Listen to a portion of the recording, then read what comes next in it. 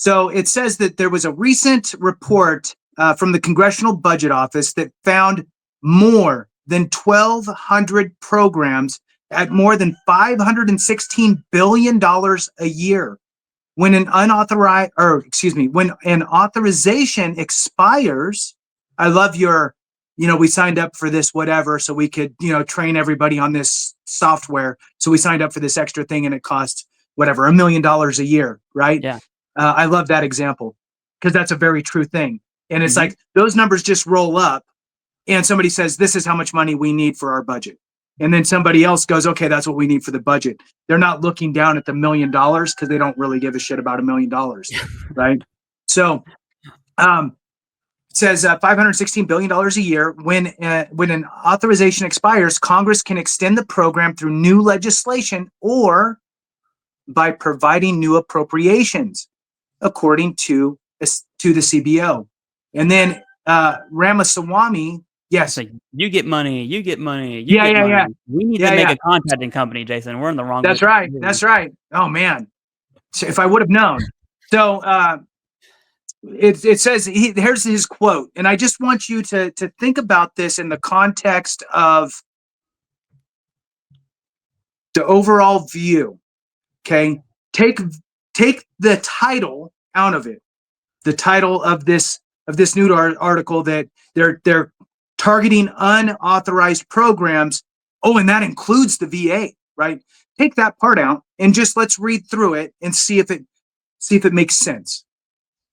We shouldn't let the government spend money on programs that have expired. Yet that's exactly what's happening today. $500 billion of taxpayer funds Wild goes each year to programs which Congress has allowed to expire.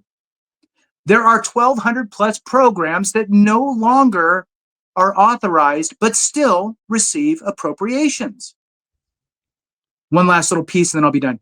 This is totally nuts. We can and should save hundreds of billions of dollars each year by defunding government programs that Congress no longer authorizes. We'll challenge any politician who disagrees to defend their side. Oh, hey, we haven't been funding the VA authorized. We have not authorized the VA for continued funding on the VHA side, the entire VHA, by the way. So we're just going to tie a bow around that. And here's the little piece of legislation. And now we're good. Hey, sounds good. We don't want to screw over all these veterans with all their medical issues. Of all the veterans, these are the most vulnerable. So, yeah, thanks for buttoning that up and doing your part, Congress, by making sure that it's authorized. Back over to you, Clay. Yeah. Last thing I'll say about that, and I'm going to put it in Barney style terms here, right? Jason and I were both Marines. Here's the Marine version of what Jason just explained. The best way to get, at least when I was a squad leader back in the day, the best way to get my Marines, if they were in trouble, hazing was a thing back then, not anymore. The best thing to do is make them do their job, right? I was a mortarman. Jason was also coincidentally a mortarman, right? We shared the same MOS. But if you make your squad, section, whatever that looks like for you, do their job, grab the tubes, go run PT road with an 81 on your back with bipods, with the base plates, whatever it is, they were out drunk late last night, they got a speeding ticket, whatever stupid, junior Marines do, making them do their job and making it hard is a really good way to fix things. Let's just say that, right? And so that's how I see this. We see the Department of Government Efficiency.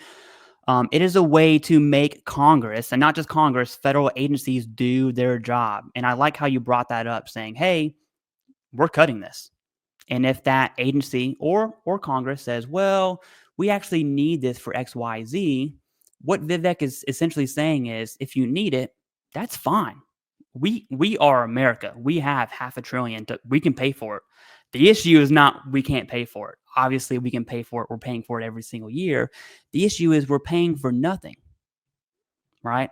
And so I see DOGE as a forcing function to get agencies, like SES level agencies and Congress, to do their job. And that's, I would love to see Congress men and women on PT Road carrying 81s and bipods and base plates, right? But that's essentially what they're going to be doing, so to speak. Right. That's my analogy. But Yeah.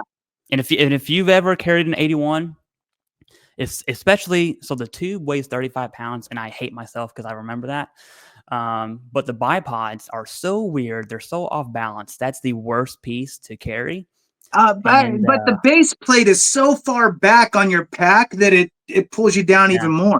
You got to get, but the bipods dig in your neck. Yeah, and they're so just you got to pick your poison.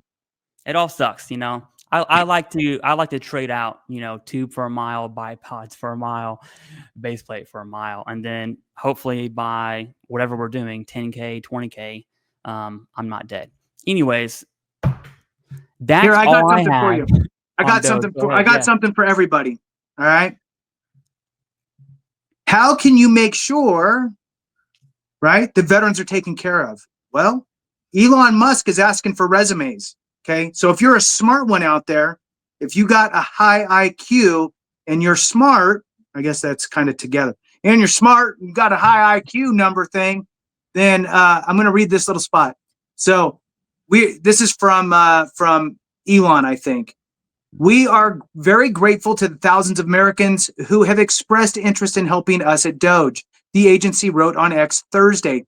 We don't need more part-time idea generators. We need super high IQ small government revolutionaries willing to work 80 plus hours per week on unglamorous cost cutting. If that's you, DM this account with your resume. Elon and Vivek will review the top 1% of applicants.